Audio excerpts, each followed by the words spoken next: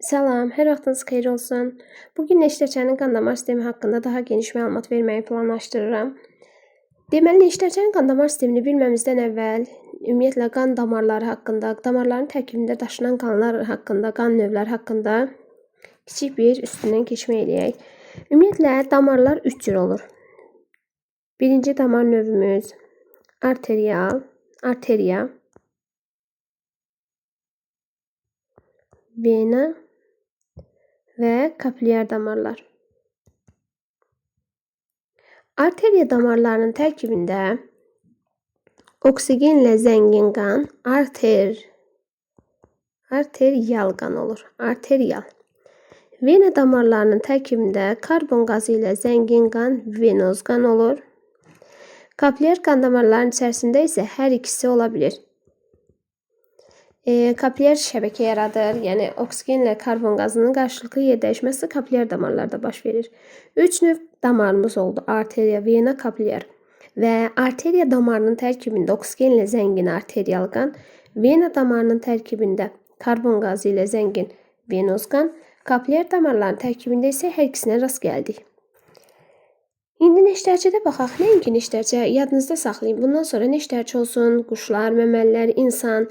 Qırmızı hissə ilə olan oksigenli qan arteriyal qandır.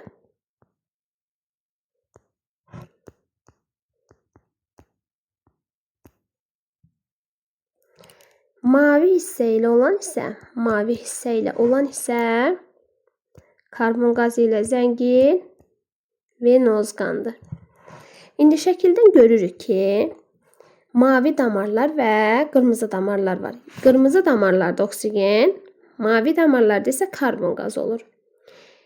Biz dedik ki, arteriyal qan bel qan damarı ilə arxaya, venoz qan isə qarın qan damarı ilə önə gəlir. Səbəb odur ki, ağız ətrafında olan qəlsəmə yarıqları, 100 cütdən çox qəlsəmə yarıqlarında tənəffüs prosesi həyata keçirilir. Qan damarlarının tərkibində gələn karbon qazı, bütün bədəndən gələn karbon qazı gəlir qəlsəmələrdə təmizləndikdən sonra qayıdır və bütün arxaya gedən damar vasitəsilə bütün bədən səthini oksigenlə zənginləşdirir.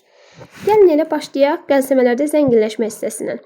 Qəlsəmə arteriyası bu hissədə təmizlənir və təmizləndikdən sonra qəlsəmə arteriyası vasitəsilə arxaya doğru gedir. Arxaya doğru gedir və bütün bədəni oksigenlə zənginləşdirdikdən sonra və arxaya gedən bel qarın damarı var. İçərisində oksigen olan. Kapilyer şəbəkəsi vasitəsilə oksigeni verdi. Tam olaraq söhbət gedir. Bir dəqiqə. Tam olaraq söhbət gedir bu hissədən. Kapilyer şaxəsi hissəsində. Oksigeni verir, özünə karbon qazını birləşdirir və qarın hissədən önə doğru gəlir qəlsəmələrdə yenilənməyə. Bel hissədən önə və başdan önə doğru gəlir. Qəlsəmələrdə tamamən təmizləndikdən sonra yenidən bütün bədənə gedir. İndi burada çox vaxt damarlar üzərindən məsələlər salırlar ki, qəlsəmə arteriyasında hansı növ qan olurdu? Bəli, qəlsəmə arteriyasında karbon qazı olur. Qəlsəmə arteriyasında karbon qazı olur. Gəlir kapilyer şəbəkə nəticəsində təmizlənir və bel qan damarı vasitəsilə, bel arteriyası vasitəsilə gedir bütün bədəni şaxələndirməyə. Quyruq venasında venoz qan olur.